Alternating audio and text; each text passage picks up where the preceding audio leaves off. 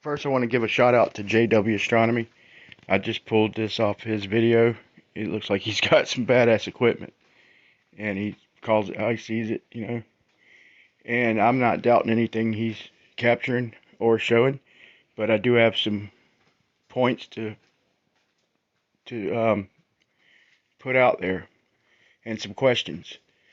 Okay, on a good night, you could see a passing of the ISS for 7-8 minutes. I've heard a little longer, but that alone, if it's going 17,500 miles an hour, that covers a span of almost the width of the United States. Now, if the ISS is the size of a football field,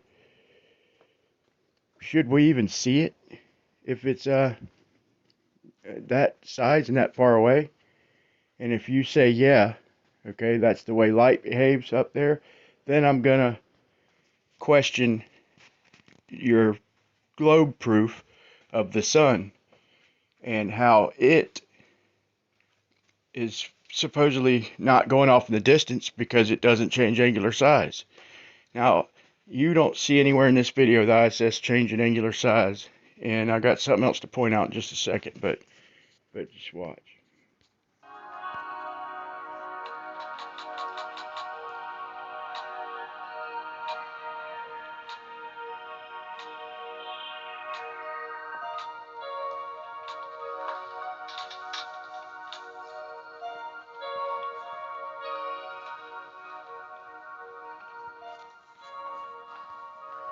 In fact, I'm gonna narrow it down, and I think he does show some time lapse and shows so you have one or the other. Either it is impossible to see something from 1,000 miles away, the size of a football field, or it is possible and it's not changing angular size, so the sun is possible over a level plane, going off of the distance, not changing angular size.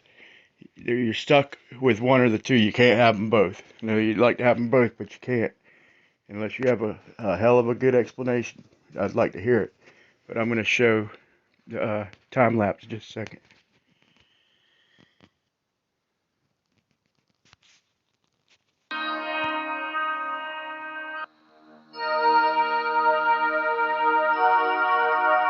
To get an image of the ISS trail in the night sky, I use the app Nightcap on my mobile phone. In the app you can take long exposure images which reveal the path of the ISS. You need to set up your mobile phone on a tripod and then the app will take the image. With this app it's very easy to do astrophotography due to its nice features. So there that thing just went, you know, possibly 500-600 miles, and there's no observable change in the size of that path. Especially not for something the size of a football field traveling even 100 miles. I mean, something's wrong. So let me point out one other thing. As you may notice, the ISS is varying in speed when it's traveling through the sky. Near the horizon it's very slow. That's the easiest moment to capture a detailed image of. You mean like the sun and the moon, how they slow down at the horizon? You mean the ISS does the same thing as it passes overhead? Wow, what a coincidence. Food for thought, guys. The ISS. Unfortunately, at this moment the ISS is more than 1,000 kilometers away and you won't see any details. You will get more revealing images when the ISS is right above you in the zenith. That's when the ISS is about 400 kilometers away and you can see nice details like solar panels and modules of the ISS. But be prepared. The ISS is incredibly fast at this moment and you need practice to keep it in the field of view.